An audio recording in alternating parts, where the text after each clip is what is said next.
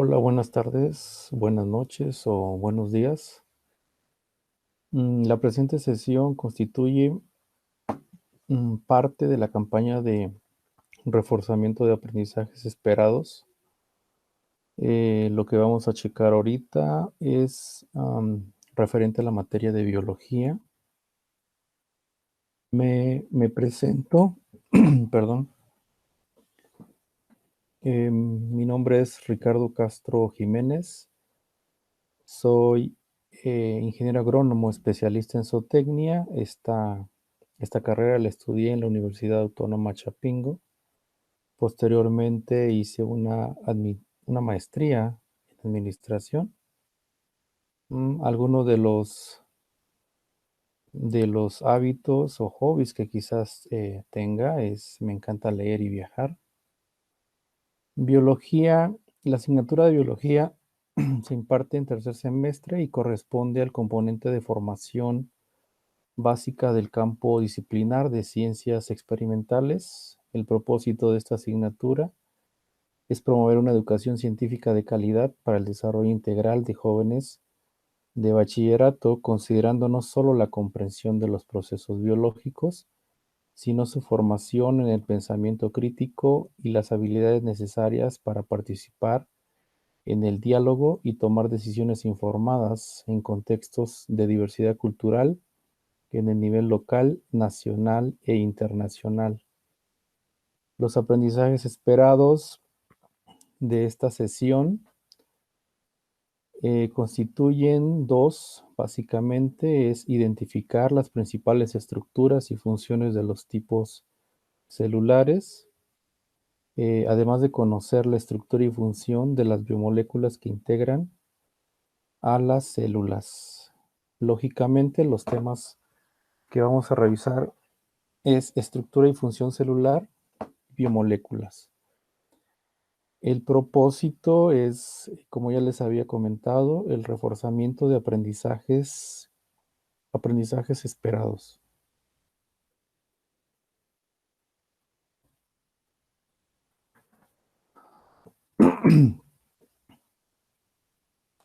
Bien, ¿cómo inicia la vida?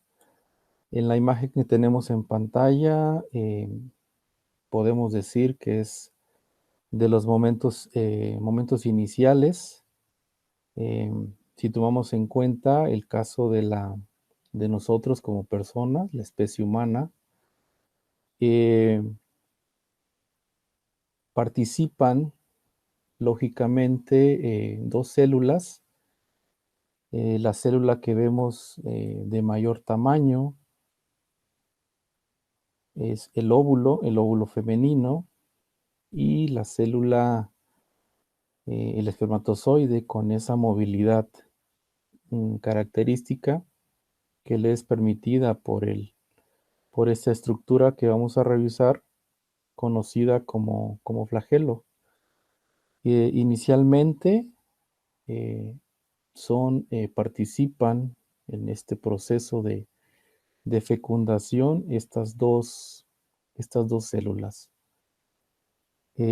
Biología se encarga de estudiar la vida, cómo se, cómo se presenta la vida en sus diferentes formas, y lógicamente en el caso de la especie humana resulta importante conocer cómo están formadas las células y los diferentes tipos de células que existen, ¿no? Vamos a avanzar. Como actividad inicial, deberán elaborar un glosario que incluya todos los organelos celulares. Este glosario, esta actividad, les va a permitir tener herramientas, tener las definiciones de cada organelo. Les aconsejo que sea un glosario bastante concreto, con palabras claves que les ayuden a identificar el nombre de cada organelo celular. Organelo significa órgano pequeño. Esta palabra organelo hace alusión a órganos pequeños. Recalco entonces como actividad inicial elaborar este glosario de, que deberá incluir lógicamente las definiciones de todos los organelos celulares. Avanzamos. Es importante diferenciar, conocer los dos principales tipos de células que existen.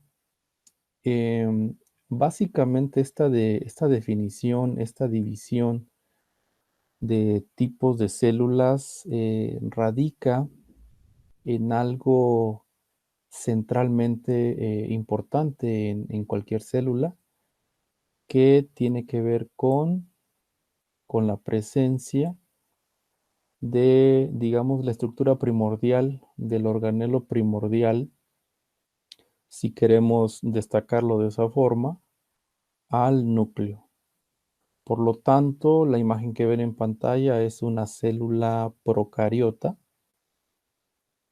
o procariontes, de las raíces griegas pro, que significa antes, y carión, que significa núcleo. Es decir, son células que carecen de núcleo celular, de esa estructura, de esa envoltura que va a conservar, que va a guardar el DNA, el ácido desoxirribonucleico. Por lo tanto, células procariotas son aquellas que carecen de núcleo.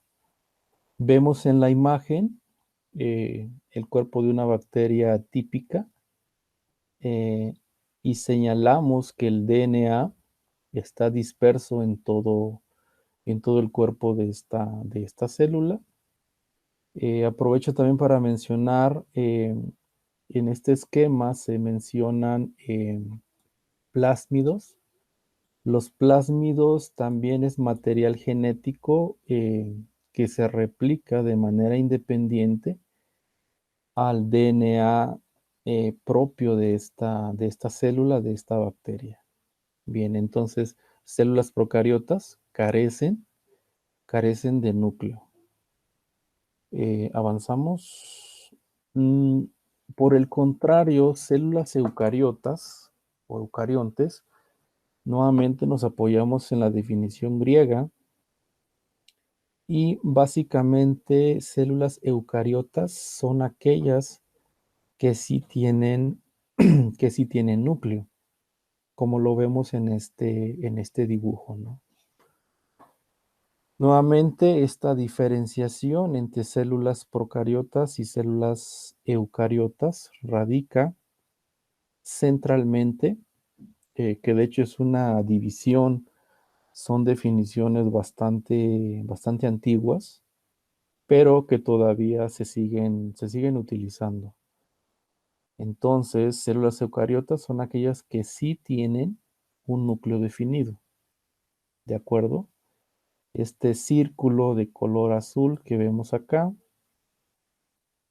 es el núcleo celular, y al interior de ese núcleo va a estar presente el DNA, ¿de acuerdo? Al hacer una comparativa entre células eucariotas y procariotas, nuevamente recalco, la importancia, la diferencia radica en la presencia o no de esa estructura que conocemos como núcleo, ¿de acuerdo? Bien, avanzamos. Dentro de la tecnología disponible, que puedan tener algunos laboratorios, déjenme compartirles que existen microscopios avanzados, microscopios electrónicos de barrido, como el que tenemos en pantalla, y este microscopio de alta tecnología Lógicamente nos permite acceder, ver, observar de manera minuciosa, de manera casi milimétrica, eh, las células, ¿no? O cualquier otro tipo de, o cualquier otro tipo de tejido. Así, por ejemplo, en el caso de, si, de células eucariotas, este es un ejemplo de una célula procariota, perdón, procariota. Regularmente son las bacterias. La que les presento en esta imagen es la Escherichia coli. Escherichia coli es una bacteria ampliamente utilizada en ingeniería genética. Es una bacteria que por el tipo de reproducción que tienen facilita muchos trabajos de ingeniería genética. Recordarán que les decía en láminas anteriores que las bacterias, las células procariotas, presentan el ADN disperso en todo el cuerpo, pero aparte de que tienen este ADN vital para la supervivencia de esta bacteria, tienen otro tipo de material genético conocidos como plásmido, el cual se replica, el material genético que se replica de manera independiente al ADN básico, si pudiéramos usar una palabra básico, importante para la supervivencia de esta bacteria, ¿no? Esta característica o la presencia de este material genético adicional permiten, como les he dicho, trabajos de ingeniería genética con este tipo de bacterias. Lo que vemos en pantalla es un ejemplo de célula eucariota, células que ya presentan un núcleo definido y lógicamente lo que estamos viendo son glóbulos rojos eh, presentes en la sangre, ¿no? Glóbulos rojos. Bien, seguimos avanzando. Entramos eh, a lo que se refiere a estructura y función celular. Vamos a revisar todos los organelos presentes en las células eucariotas. Hacemos esta clasificación inicial. Podemos clasificar en membranas. Tal es el caso de retículo endoplásmico rugoso y liso. Estos están unidos estructuralmente, anatómicamente, aparato de Golgi, lisosomas, ribosomas, peroxisomas y vacuolas, ¿de acuerdo? Membranas. También diferenciemos organelos que participan en la generación de energía, como pueden ser cloroplastos o mitocondrias también. En lo que se refiere a citoesqueleto, que es aquello que le va a dar estructura, forma a la célula, encontramos organelos tales como microfilamentos, filamentos intermedios, microtúbulos, centriolos, cilios y flagelos. Flagelos, lógicamente, pensemos en la imagen inicial con que habría esta sesión, los flagelos presentes en el espermatozoide, ¿no? Que es lo que le va a dar movilidad a esa célula sexual masculina. Por lo tanto, esta clasificación, esta diferenciación nos permite ubicar que vamos a encontrar organelos que tienen características de membranas, organelos que participan en la producción de energía y lógicamente en la estructura, en la forma, en el sostenimiento de, de todos los anteriores, ¿no? Es decir, el citoesqueleto permite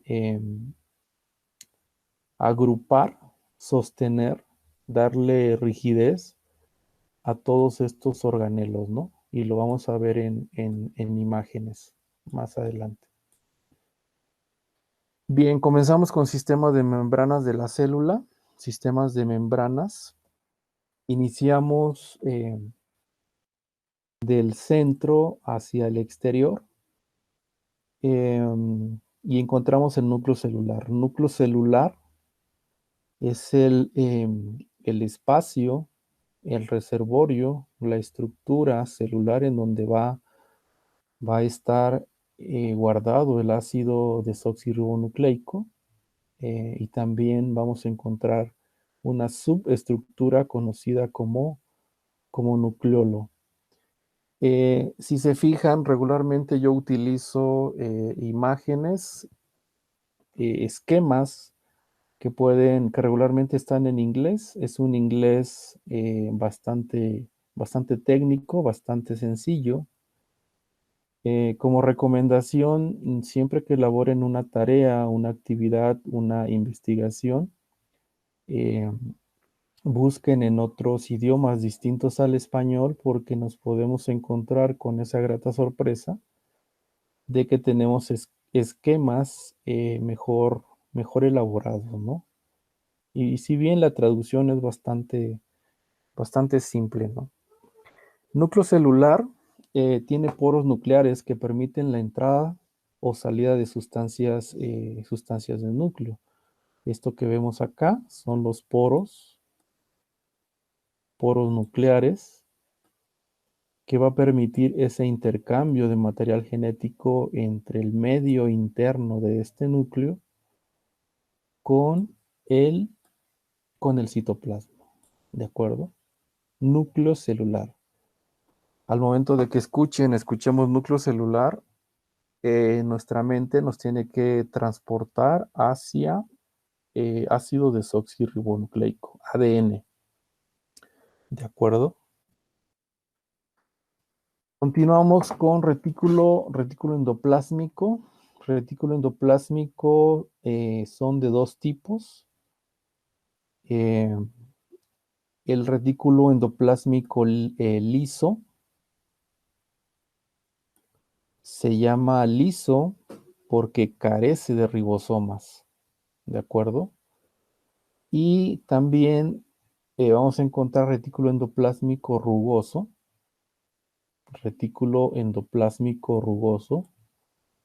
y toma este nombre de rugoso por estas estructuras, estas bolitas, si pudiéramos usar una palabra, que le dan ese aspecto rugoso. Y estas bolitas son ribosomas, ¿de acuerdo? Si nos fijamos, retículo endoplásmico está estrechamente ligado con el núcleo celular, como lo vemos en esta imagen. Núcleo celular es el que está acá. Y recordemos los poros nucleares presentes en ese núcleo celular. Por lo tanto, retículo endoplásmico es un conjunto, es un sistema de membranas que puede ser liso o que puede ser rugoso. Retículo endoplásmico, si es liso, inmediatamente debemos pensar que carece de ribosomas. Y el retículo endoplásmico rugoso es aquel que está cubierto de ribosomas. Los ribosomas participan en síntesis de proteínas y lípidos. La palabra síntesis en biología hace referencia a producción. Por lo tanto, los ribosomas participan en la producción de proteínas y lípidos. Proteínas y lípidos que son biomoléculas, y es la segunda parte de esta sesión. El aparato de Golgi es una estructura también de tipo membranosa que se asemeja bastante al retículo endoplásmico. La función, la función del aparato de Golgi modifica, empaca y distribuye proteínas a vacuolas y a otros organelos. Es decir, se da un proceso en este aparato de Golgi, se da un proceso de maduración, podemos usar esa palabra, maduración, maduración de las proteínas que vienen de dónde? Del retículo endoplásmico, de los ribosomas. Recordemos que el retículo endoplásmico rugoso obedece o responde ese nombre a que en las paredes de este retículo endoplásmico se presentan estructuras conocidas como ribosomas. ¿De acuerdo? Por lo tanto, esos ribosomas, esas proteínas que sintetiza o que producen los ribosomas viajan en vesículas o en bolitas, como este tipo, llegan al aparato de Golgi y posteriormente viajan a otros organelos, ¿no? O a otras, por ejemplo, las vacuolas. Las vacuolas, lo vamos a ver más adelante, pero son organelos de gran tamaño en comparación a los demás organelos presentes en la célula. Eh, no podía evitar citar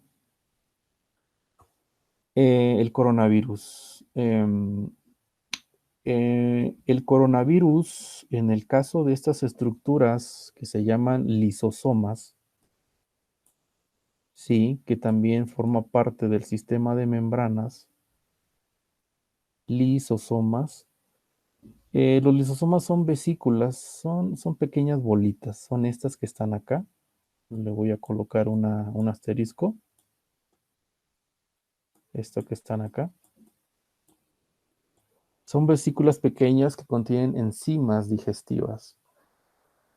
Digestivas, cuando escuchamos la palabra digestiva, digestión, evidentemente hace alusión a que se da un proceso de destrucción, de rompimiento de moléculas grandes que pueden ser almidones, lípidos o proteínas. Incluso los lisosomas participan en la digestión de partículas extrañas.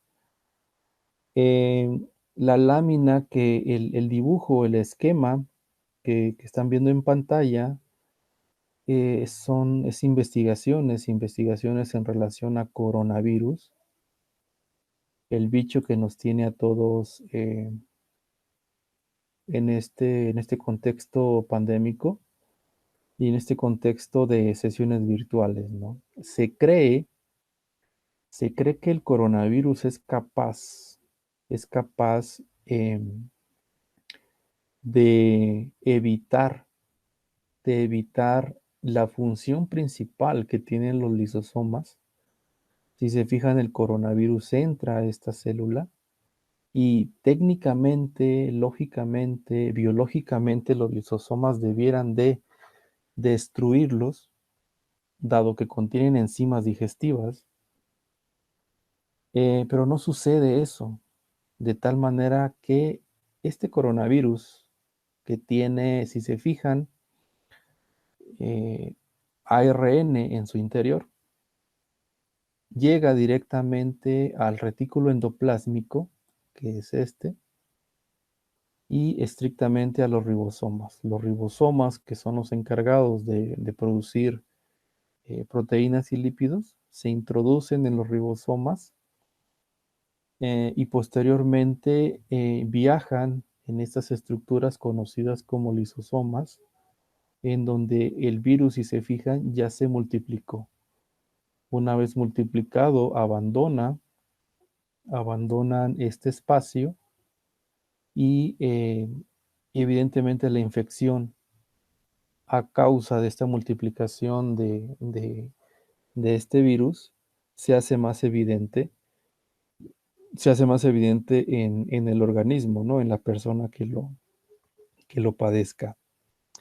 En términos generales, lo que hace coronavirus, de hecho, en la investigación que yo hice para preparar esta sesión, los científicos que proponían esta ruta biosintética del coronavirus, todavía no encontraban una respuesta de qué forma coronavirus impedía ser destruidos por parte de los lisosomas. Es decir, los lisosomas no le hacen nada al coronavirus, ¿no? En este contexto de esta ruta, de esta vía biosintética. Bien, posteriormente encontramos a los ribosomas. Eh, el ribosoma es esta estructura de color un poco como color aceituna. Esto que estoy señalando de rojo es el ribosoma. Cuando escuchamos la palabra ribosoma debemos de pensar en síntesis de proteínas. Síntesis, la palabra síntesis en biología eh, significa producción. Producción, ¿de acuerdo? ¿Producción de qué? De proteínas. Es decir, los ribosomas producen proteínas. ¿Qué son las proteínas? Las proteínas, me voy a adelantar un poco, son una cadena de aminoácidos, ¿de acuerdo? Lo que facilita, lo que propicia esta estructura conocida como ribosomas es la producción de estas proteínas. ¿Quiénes más intervienen en este proceso de síntesis de proteínas o de producción de proteínas? Participa un tipo de ARN que se llama ARN de transporte, un tipo de ARN mensajero, que es esta estructura o este esquema que está acá, y a través de esa codificación, este ARN de transporte lo que está transportando son aminoácidos, ¿de acuerdo? Por ejemplo, en este esquema, el aminoácido que está transportando este ARN es la fenilalanina, ¿de acuerdo? Y al momento de llegar al ribosoma, este ARN de transporte se fusiona, se une con el ARN mensajero, ¿no? Y lo que se va formando es esta cadena que vemos acá, que es una cadena de péptidos, que es una cadena de aminoácidos. Una vez de que esta cadena está completa, se corta esta síntesis y nuevamente comienza la producción de otro tipo de proteína. Centralmente, el organelo que participa activamente es el ribosoma. Ribosomas, síntesis de proteína. En esta síntesis de proteínas participa un ARN de transporte que transporta, que transporta aminoácidos, ¿de acuerdo? Y lógicamente el ARN mensajero. Notarán que se pueden ver letras U, A, G, C. Estas son bases son bases de ARN, que en su momento lo vamos a ver con biomoléculas cuando revisemos ácidos nucleíconos. Ahorita lo que nos interesa es centrarnos en que los ribosomas, este organelo celular, participa en la producción de proteínas.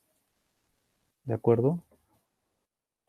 Peroxisomas, los peroxisomas igual son estructuras circulares que cuentan con una capa, una doble capa lipídica de lípidos. ¿Y qué son los lípidos? Son grasas, grasas o aceites. Los peroxisomas se encargan de la producción de peróxido de hidrógeno, el cual es convertido en agua y oxígeno por acción de enzimas. Esta enzima que se llama catalasa. Las enzimas aceleran reacciones químicas, ¿de acuerdo? Pero nuevamente, no me voy a distraer en otras definiciones, únicamente en conocer este organelo llamado peroxisoma, ¿de acuerdo? Bien, encontramos a vacuolas, que es un organelo celular. De hecho, si se fijan, el esquema que estoy utilizando, se presentan cloroplastos, ¿sí? Cloroplastos, lógicamente, este organelo encargado de producción de energía también, lógicamente lo encontramos en célula vegetal. Por lo tanto, esta es una célula vegetal, ¿sí? Quise utilizar eh, eh, este organelo que se llama vacuola, y si se fijan, en relación al tamaño de los otros organelos, la vacuola tienen un tamaño bastante, bastante grande, ¿no? Bastante importante, ¿no? En relación, por ejemplo, a las mitocondrias, al propio núcleo y al retículo endoplásmico. Las vacuolas, por lo tanto, almacenan nutrientes. Es una especie como de cisterna. Eh, Productos de desecho, y también participa en la degradación de organelos a medida que estos envejecen. ¿De acuerdo?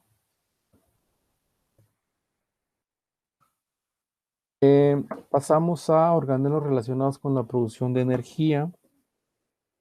Cloroplastos, como lo veíamos en la lámina anterior, los cloroplastos son organelos membranosos en donde se produce fotosíntesis. Eh, la fotosíntesis, lo vamos a ver igual más adelante, la fotosíntesis significa la producción de, de carbohidratos, de productos vitales para la vida, entre ellos, lógicamente, el oxígeno, y el organelo que permite la absorción, la utilización de la energía solar para activar toda esta maquinaria de producción de células orgánicas, lógicamente que lo hacen las plantas. Las plantas, ¿sí? Y en las plantas vamos a encontrar este organelo eh, llamados cloroplastos, ¿no? Estructuras internas que tiene el cloroplasto es los tilacoides. Los tilacoides son estos especies como de discos, ¿sí? Aquí hay un tilacoide, aquí hay otro tilacoide. Este, este conjunto de tilacoides lo vamos a conocer como grana. Conjunto de tilacoides sería la grana, y el estroma, que es una sustancia, una estructura que va a agrupar a todos estos subestructuras. Por lo tanto, cloroplastos es un organelo involucrado en fotosíntesis y lo encontramos en plantas.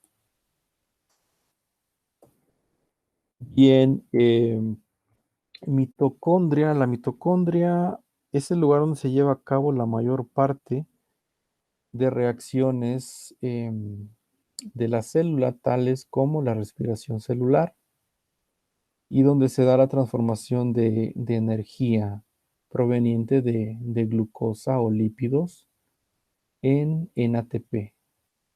El ATP es una molécula adenosín trifosfato em, que es la forma de cómo las células se apropian de energía, la energía básica para la, em, para la utilización, para la realización más bien de todas las reacciones celulares, ¿no? ¿De acuerdo? Esta es la estructura típica de la mitocondria. ¿De acuerdo? Mitocondria, cuando escuchan la palabra mitocondria, es una gran central energética de producción de ATP. ¿De acuerdo? Bien. En lo que se refiere a citoesqueleto, es aquellas estructuras, organelos que le van a dar rigidez a la célula. Encontramos los microfilamentos. Los microfilamentos son fibras de proteína, ¿sí? Em, que pueden ser microtúbulos, que pueden ser filamentos de actina y que pueden ser también filamentos intermedios. Si se fijan en este esquema, en esta representación, vemos los filamentos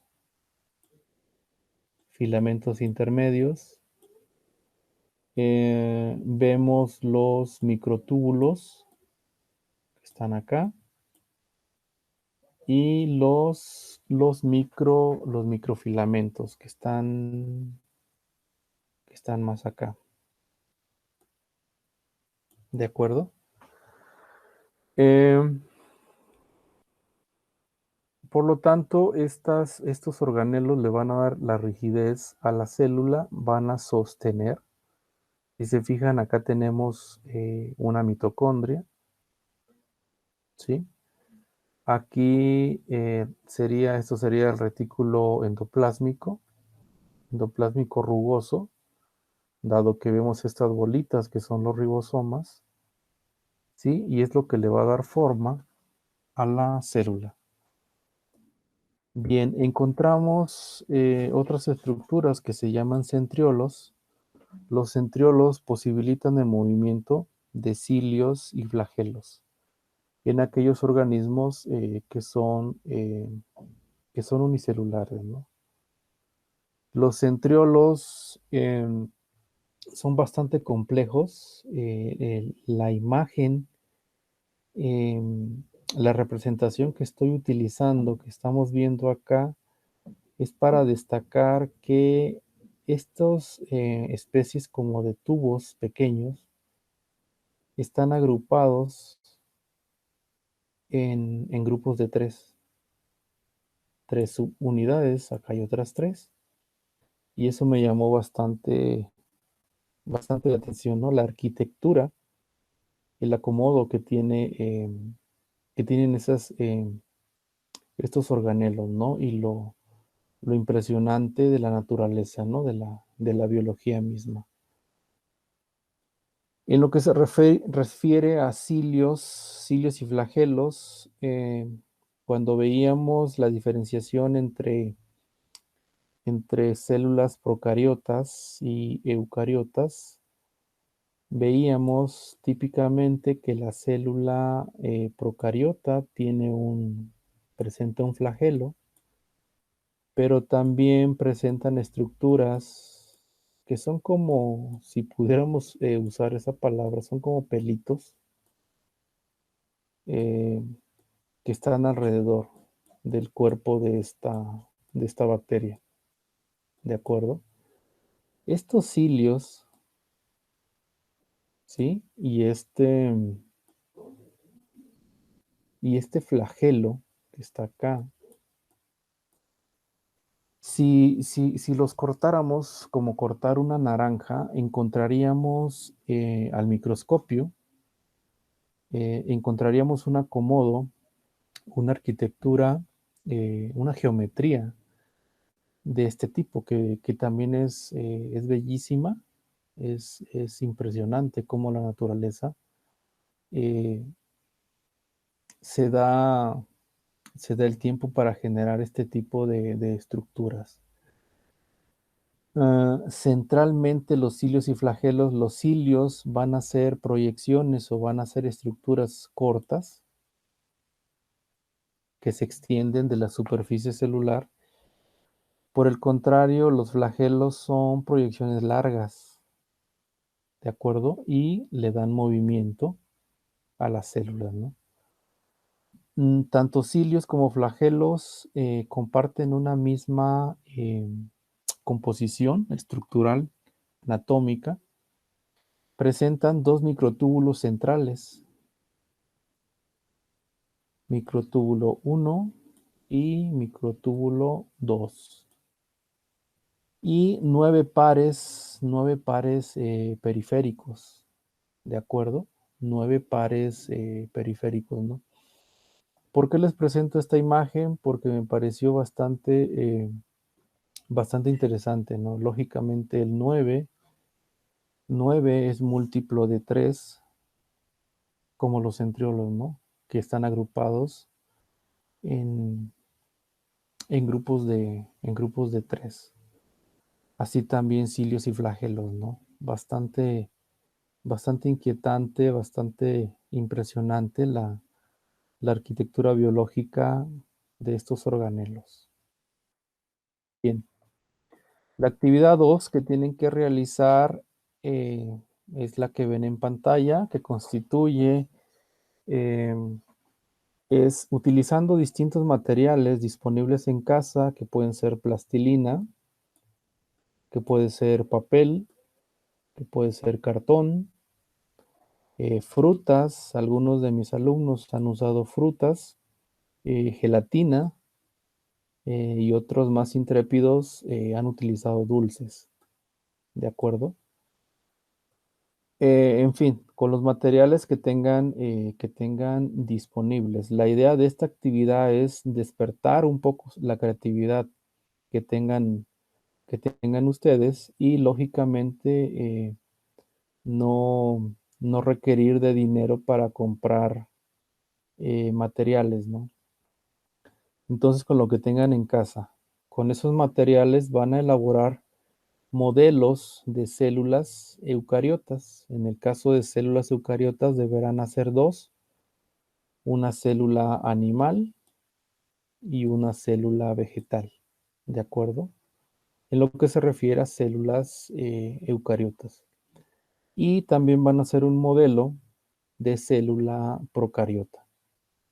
Los modelos deben incluir los organelos y deberá apreciarse las diferencias entre los tipos de células, ¿de acuerdo?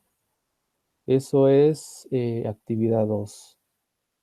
Como recomendación, cuando hagan ese modelo de célula, por favor, no se olviden de colocar nombres a a cada estructura, ¿sí?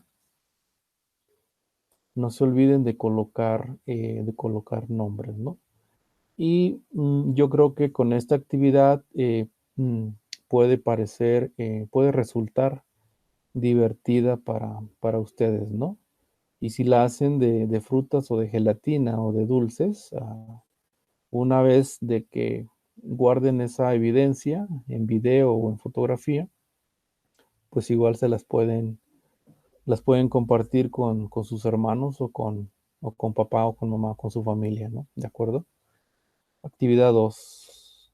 Bien, entramos al segundo tema, que son biomoléculas.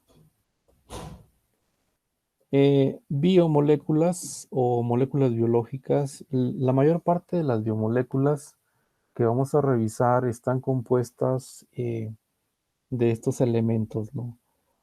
Principalmente están compuestas de carbono, de hidrógeno, de oxígeno y de nitrógeno. Digamos que son los elementos primordiales que vamos a encontrar, que se van a presentar en estas biomoléculas, ¿no? Así también, como en segundo orden de importancia, podemos destacar fósforo y azufre, ¿no? Que son elementos que vamos a encontrar en estas biomoléculas. También hay biomoléculas que tienen lógicamente calcio, sodio, potasio, cloro, magnesio y cromo. Y hay otros que vamos a encontrar en menor cantidad. Tal es el caso del cobre, manganeso, níquel, el silicio, flúor, yodo, fierro y zinc. De tal manera que estas biomoléculas que vamos a revisar eh, a continuación están compuestas básicamente de estos elementos. Eh, les, re, les repito, principalmente vamos a encontrar carbono, hidrógeno, oxígeno y nitrógeno. Aprovechando esta lámina y todos estos elementos que están acá, quizás alguno de ustedes sabe que, por ejemplo, algunos meteoritos que han caído a la superficie terrestre se han encontrado restos de estos mismos elementos, ¿no? Y se los dejo nada más ahí como dato cultural. De hecho, lo voy a citar más adelante, ¿no? Pero es curioso, es impresionante y llama fuertemente la atención eh, cómo los meteoritos pueden contener estos mismos elementos y lógicamente estos metales, estos elementos también yacen en nuestro cuerpo, en nuestros alimentos, ¿sí? Y llama fuertemente la atención, ¿no? Y a raíz de esto podemos discutir, podemos pensar realmente dónde se originó la vida, ¿no? De qué, de qué planeta, de qué constelación, de qué materia, en dónde surgió la vida, ¿no? Que todavía es un misterio, ¿no? Bien, biomoléculas orgánicas. La primera biomolécula orgánica son los carbohidratos. Carbohidratos o hidratos de carbono, ¿sí? Hidratos de carbono o carbohidratos. Son la principal fuente de energía para todos los seres vivos. En el caso de carbohidratos, vamos a hacer una gran división, que es carbohidratos simples y carbohidratos complejos. Dentro de carbohidratos simples vamos a encontrar monosacáridos, disacáridos. ¿Qué significa esto? Que los que son monosacáridos, lógicamente nada más presentan a un tipo de azúcar, ¿no? Cuando se unen dos azúcares forman los disacáridos, ¿de acuerdo? Glucosa y fructosa, em, tanto la glucosa como la fructosa comparten una fórmula general que es esta, C6H12O6, 6 átomos de carbono, 12 átomos de hidrógeno y 6 de oxígeno. Glucosa y fructosa comparten esta misma fórmula, ¿de acuerdo? Eh, ¿En dónde encontramos la fructosa? Fructosa de frutos la vamos a encontrar en los diferentes frutas que regularmente consumimos, ¿no? Em, la glucosa, coloco esta imagen de este cerebro. La glucosa se cree que es el único azúcar que utiliza el cerebro para su funcionamiento, ¿no? De hecho, cuando tenemos clases, cuando hay sesiones que por el horario resultan bastante pesadas, es recomendable a veces cargar con un dulce, una paleta, no sé, y comerla de tal manera de apropiarnos de esa glucosa y activar nuestro cerebro, ¿no? Para que pongamos atención a esa clase, que por el horario, o quizás por el tema que estamos viendo en la materia, ya no se nos haga tan pesado. La sacarosa es un disacárido. La sacarosa está compuesto de glucosa y fructosa. La sacarosa es el azúcar común, el azúcar que encontramos en casi todos los hogares. Y la sacarosa se obtiene de la caña de azúcar, ¿de acuerdo? Pareciera que los carbohidratos son cosas deliciosas, cosas dulces, pero también encontramos polisacáridos, como el, eh, como el almidón. Centralmente, lo que nos van a estar aportando esta biomolécula es energía, ¿de acuerdo? Energía. Llegamos a lo que conocemos como lípidos. Lípidos son grasas o aceites. Lípidos lo encontramos en dos formas, por eso estoy citando estos dos ejemplos. Por un lado, encontramos las grasas de origen animal, grasas de origen animal, como podemos ver en este trozo de carne, en este tibón. eh, es un tipo de lípido de origen animal. Y también vamos a encontrar lípidos, aceites de origen vegetal, como es el caso de lo que nos aporta las nueces, ¿no? Colocamos también las estructuras químicas de los lípidos únicamente para que identifiquen que están compuestos de carbono, hidrógeno y oxígeno.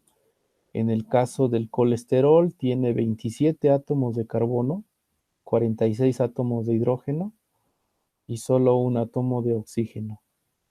Por su parte, el ácido, el alfa-linolénico, este aceite, este ácido graso esencial, está compuesto de 18 átomos de carbono, 30 de hidrógeno y 2 de oxígeno. Química y biología están eh, bastante relacionadas, una materia, una ciencia con otra, pero coloco las fórmulas químicas únicamente para que identifiquen la composición, lógicamente, de estos principales elementos que encontramos en biomoléculas. En el caso del colesterol, mm, Colesterol, quizás para algunos de ustedes que en algún momento se haya visto en la necesidad de hacerse un examen, una química sanguínea. Regularmente en ese examen médico de química sanguínea, el laboratorio te da el dato de colesterol, ¿no? Colesterol tiene cosas positivas también, dentro de las funciones estructurales que tiene el colesterol, es un componente de membranas plasmáticas, es precursor de la vitamina D que es esencial en el metabolismo del calcio. Así también el colesterol es un precursor importante de hormonas sexuales, progesterona y testosterona, ¿de acuerdo? Por lo tanto, colesterol, este lípido de origen animal, tiene estas funciones bastante importantes. Por su parte, el ácido graso, conocido como linolénico, se le dice ácido graso esencial porque no se puede producir dentro del organismo. Colesterol sí lo podemos producir en nuestro cuerpo. Sin embargo, este ácido o todos los ácidos grasos esenciales no los producimos eh, dentro de nuestro propio organismo. Por lo tanto, tenemos que consumir de fuentes externas. En el caso de este ácido graso esencial, el alfa-linolénico, está asociado a un riesgo menor de enfermedad cardiovascular, a problemas del corazón. Por eso coloco esta imagen, este corazón, este órgano bastante importante en la circulación sanguínea. Y quise citar también colesterol y linolénico porque podemos pensar que son antagónicos, ¿no? En cierta medida, ¿no? A niveles normales de colesterol no pasa nada, ¿no? Pero si nos excedemos en el consumo de carnes rojas, por ejemplo, podemos incrementar la cantidad de colesterol en nuestro cuerpo, ¿no? Por eso quise traerlo a colación estos dos ejemplos, ¿no? Que pueden llegar en un momento a ser antagónicos. Y ambos están asociados con este órgano, con el corazón, con, con los efectos que pudieran tener. En el caso del alfa-linolénico trae beneficios y el colesterol en exceso puede traer problemas de hipertensión arterial. ¿De acuerdo? Seguimos avanzando. Proteínas son otro tipo de biomoléculas orgánicas. Las proteínas, cito acá tres ejemplos que tienen que ver con la función que realizan estas proteínas. Por un lado tenemos a la hemoglobina, cuya función es el transporte de oxígeno, ¿sí? Nuevamente, que hoy en día, en el caso de la oxigenación, está muy fuertemente ligado con la COVID-19, que trae problemas respiratorios de saturación de oxígeno, ¿no? Por lo tanto, esta proteína, la hemoglobina, es importantísima, dado que desempeña esta función de transportar oxígeno. A un lado de esta estructura química que me parece también, y espero que para ustedes también, la estructura, la arquitectura nuevamente me llama bastante la atención, que es bellísima, se asemeja bastante con la molécula que está de este lado en color verde, que es la clorofila, ¿de acuerdo? Clorofila que está relacionado a los cloroplastos. Cloroplastos, que es un tipo de organelo celular.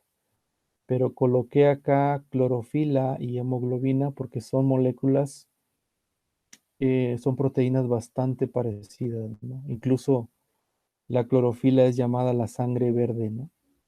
y es impresionante cómo se parecen, ¿no? Contracción muscular, las proteínas que participan en contracción muscular, es decir, cuando ustedes caminan, cuando ustedes realizan actividad física, las proteínas que están involucradas en el movimiento son actina y miosina. Espero puedan ver este GIF que se contrae y se relaja, se contrae y se relaja. Básicamente obedece a estas estructuras, a estas proteínas, que es la actina y la miosina. La miosina que está en la parte media de estas dos proteínas y es la que jala o es la que contrae, ¿no? Por decirlo de alguna forma.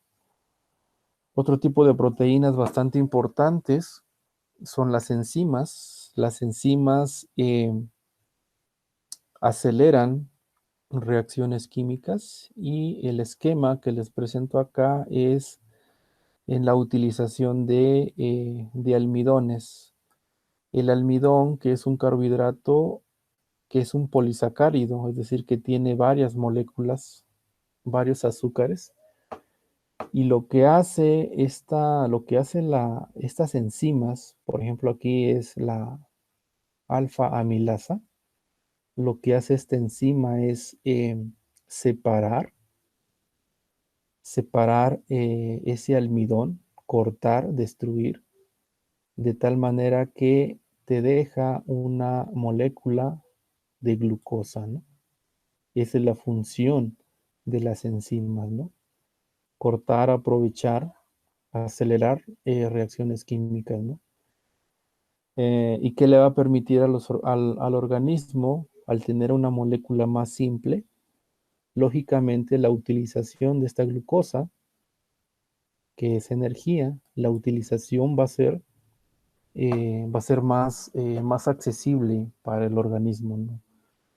¿Qué quiero decir con esto? Que algo complejo como es el almidón, algo complejo dado que tiene muchos azúcares, las enzimas, que es un tipo de proteínas, lo transforman en algo más sencillo, ¿de acuerdo?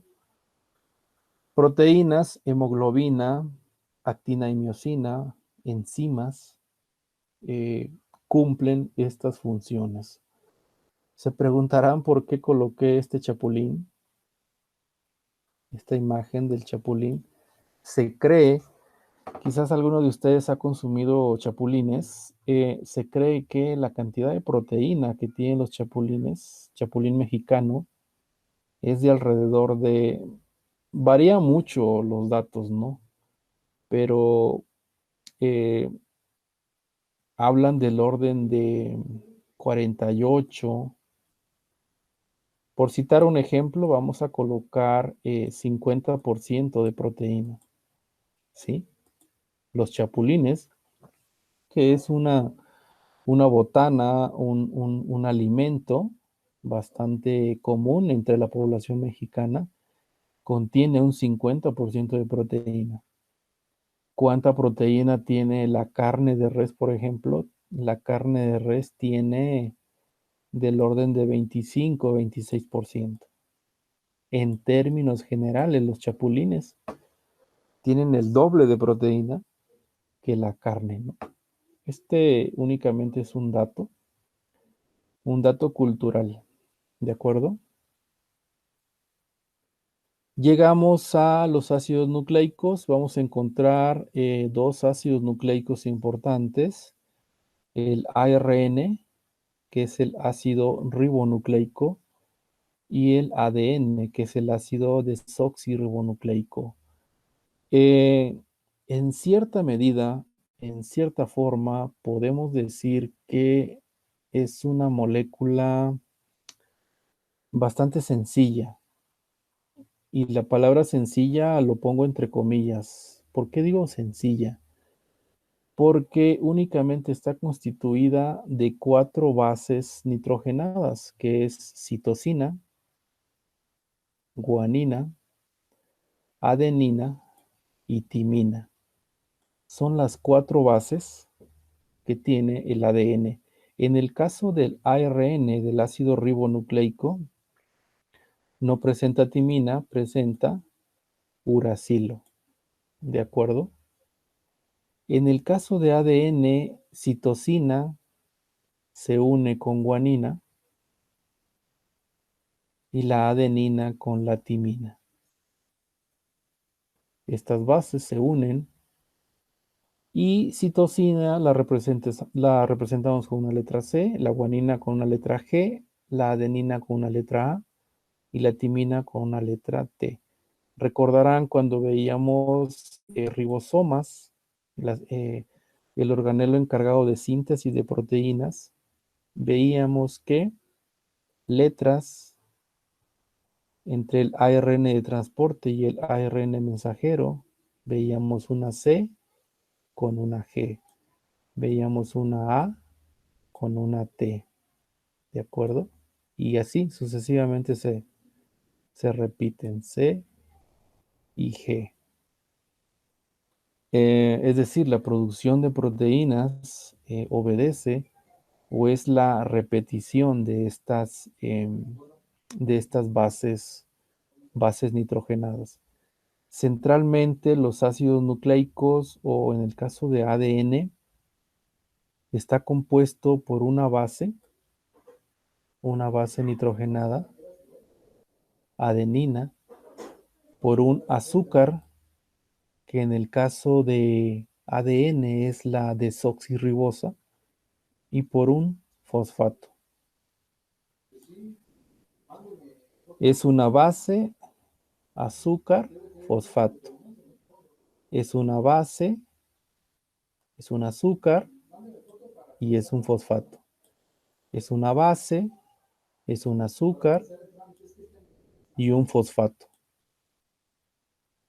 La estructura de soporte, o sea, esta hélice, esta doble hélice que ven ustedes acá, está compuesta de azúcar fosfato, azúcar fosfato, azúcar fosfato, azúcar fosfato.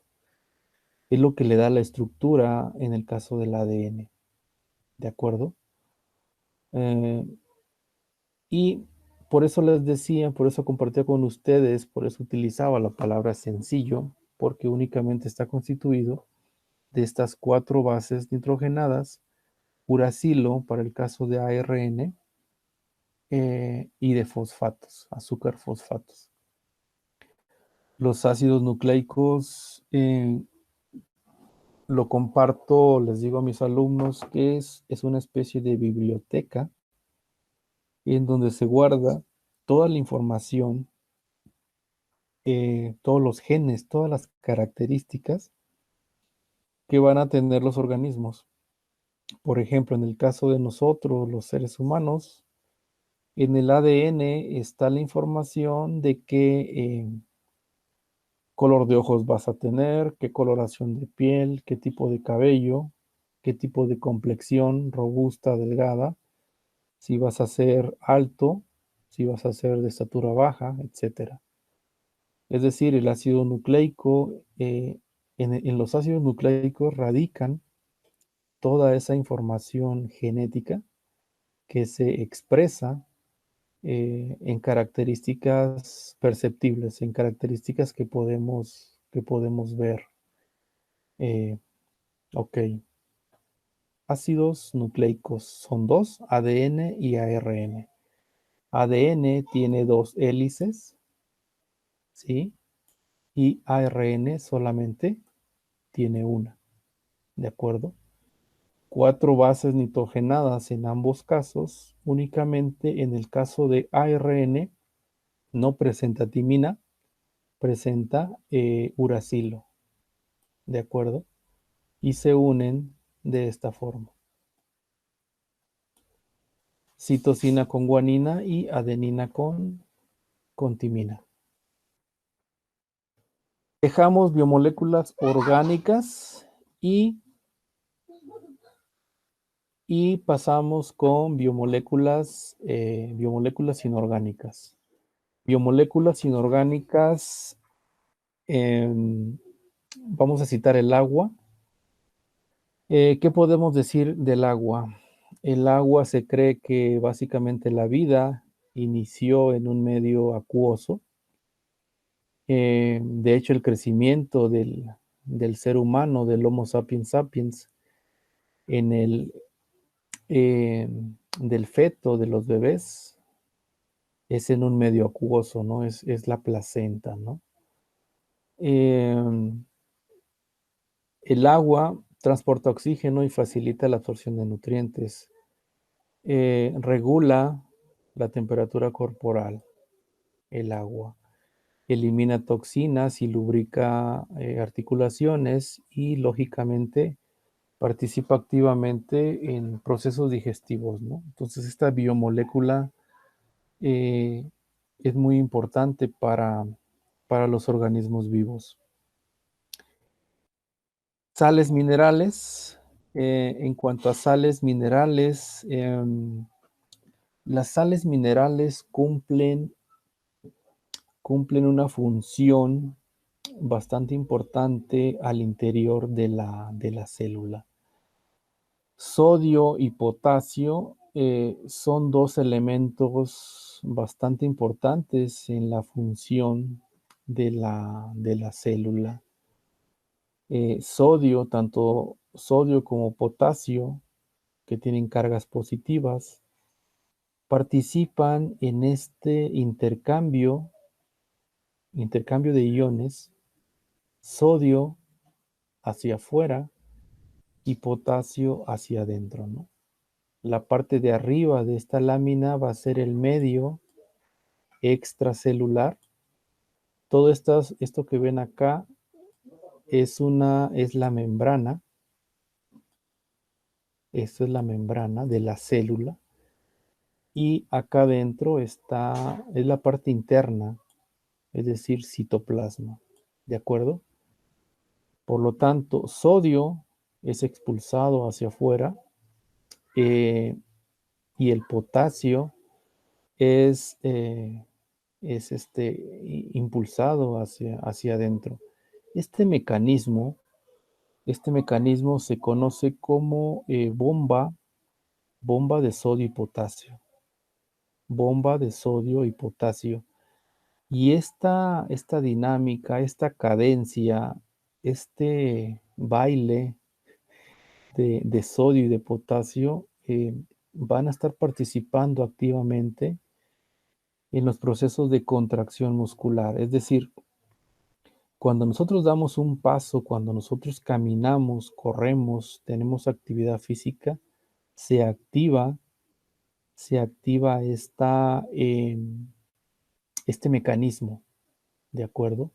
En donde participan estas sales minerales, en este caso cationes, porque tienen carga positiva. Sodio, sodio, cuando tenemos un exceso de sodio, de hecho coloqué el nuevo etiquetado que tienen los productos, que me parece algo bastante importante dentro de la vida al menos de los mexicanos, que de hecho ya se sabía, de hecho esta información ya venía, pero ahorita es más evidente, ¿no? Los productos que regularmente consumimos, y digo consumimos porque es así, que pueden ser alimentos enlatados, que pueden ser algún tipo de pan integral, o sea, cualquier cosa que encontremos en la tienda, cuenta con este etiquetado, ¿no? En donde nos dicen que tiene exceso de azúcares, que son carbohidratos, exceso de sodio. Pero quiero centrarme en el exceso de sodio. Cuando consumimos productos que tienen exceso de sodio, se da un proceso de retención de líquidos.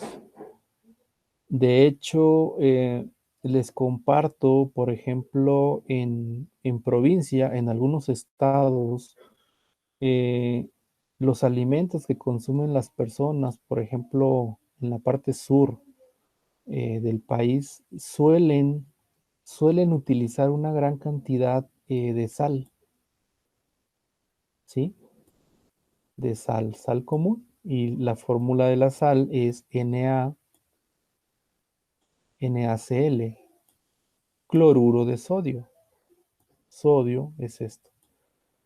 La sal, que es cloruro de sodio, les decía, en estos estados, en la gastronomía, en los alimentos, se utiliza ampliamente este, pues este ingrediente, ¿no? Esta sal mineral.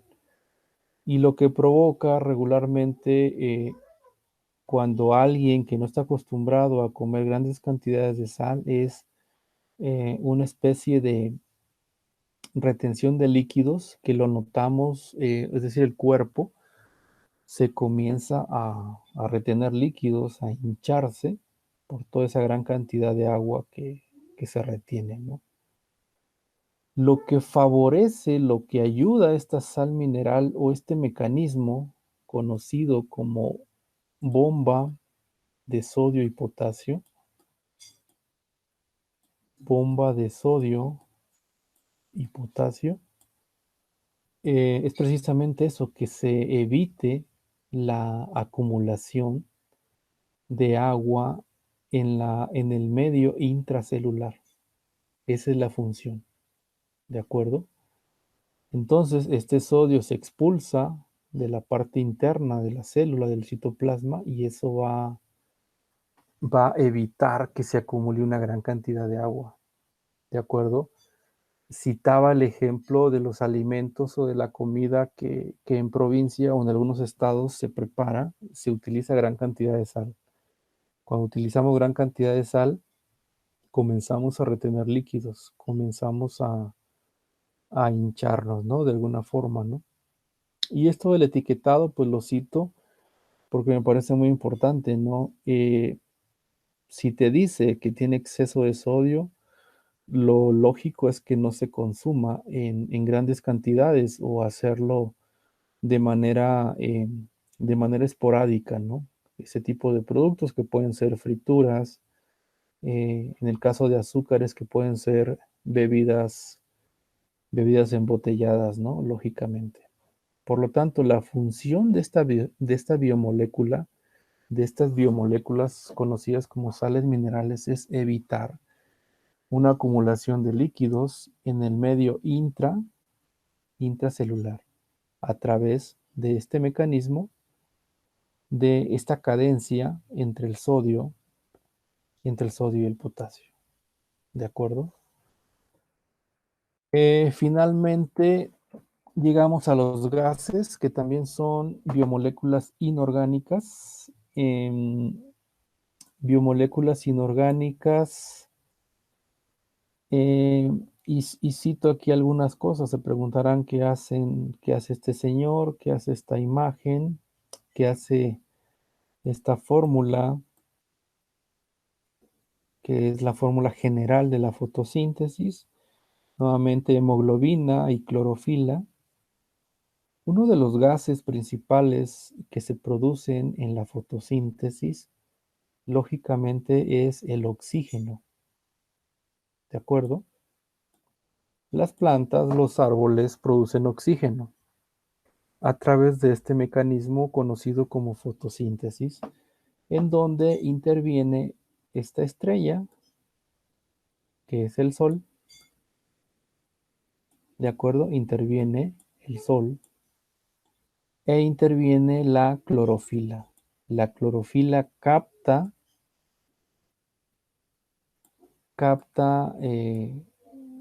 estos rayos solares y esa captación van a generar la producción de biomoléculas orgánicas.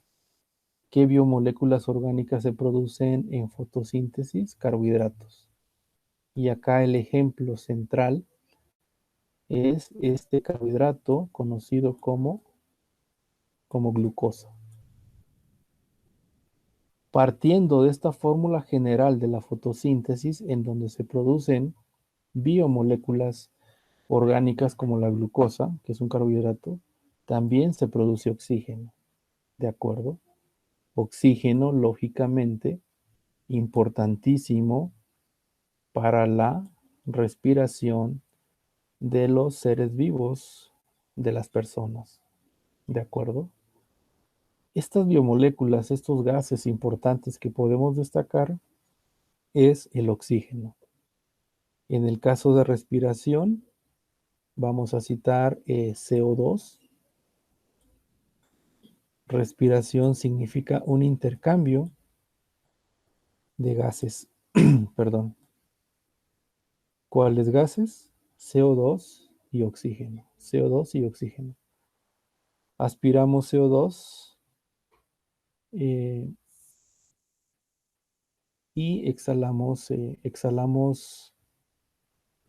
inhalamos oxígeno y exhalamos el CO2. De ahí la importancia de estas biomoléculas orgánicas. ¿Por qué coloco esta frase? Esta frase fue dicha por Carl Sagan. Carl Sagan, que fue astrónomo, astrofísico, cosmólogo, astrobiólogo, y él sostenía o él decía que somos polvo estelar, que somos polvo de estrellas. Si utilizamos el ejemplo de fotosíntesis, que fotosíntesis es la producción de moléculas orgánicas a partir de los rayos solares, y si consideramos que el Sol es una estrella, podemos llegar a esa conclusión. Les decía cuando iniciaba la parte de biomoléculas eh, que muchos de algunas estructuras que están en el espacio, como los meteoritos, se han encontrado elementos que hay en la superficie terrestre, ¿no? De ahí la deducción que hizo este científico de que parte de lo que somos nosotros como personas proviene lógicamente del Sol, proviene del espacio, ¿no? Por eso sostenía, hacía esta aseveración, ¿no? Que suena bastante romántica, ¿no? ¿No creen? Que somos polvo estelar, ¿de acuerdo? Gases como biomoléculas inorgánicas, oxígeno y CO2. Oxígeno y CO2 involucrados en la respiración. Respiración significa intercambio de gases, ¿de acuerdo? Bien, ya para terminar, la actividad 3 consiste en lo siguiente: a partir de fuentes de información, que puede ser el Internet, y esta app, ¿sí?, que se llama Biología General, deben de completar este cuadro con todas las biomoléculas revisadas en sesión, destacando la función y la importancia de cada una de ellas. En el caso de biomoléculas orgánicas, están los carbohidratos, lípidos, proteínas y ácidos nucleicos. En el caso de inorgánicas está el agua, las sales minerales y los gases, ¿de acuerdo? Entonces, a partir de lo que vimos en esta sesión y esto que va a quedar como video, pueden completar este cuadro. Lógicamente deben de hacer una investigación en internet o en la app de Biología General, que les voy a compartir en la siguiente diapositiva. Bien, ya para finalizar, dudas o comentarios con su servidor, Ricardo Castro Jiménez, el correo sotecnil@gmail.com. Las aplicaciones que les decía que pueden descargar y en donde van a encontrar buena parte de los contenidos de esta materia. La primera app es Biología General y la segunda se llama Biología Preguntas. Ambos Estas apps fueron desarrolladas obviamente por esta, eh, por esta compañía, ¿no? ALVE, y la pueden descargar. La ventaja de esta app es de que una vez descargada ya no requiere datos para que ustedes puedan hacer la investigación de estos temas, de estas actividades que les dejé de tarea, y para que puedan concluirlas y enviarlas. Ya para finalizar, eh, comparto con ustedes esta frase: el éxito es la suma de pequeños esfuerzos repetidos día tras día. Muchas gracias. Cuídense mucho.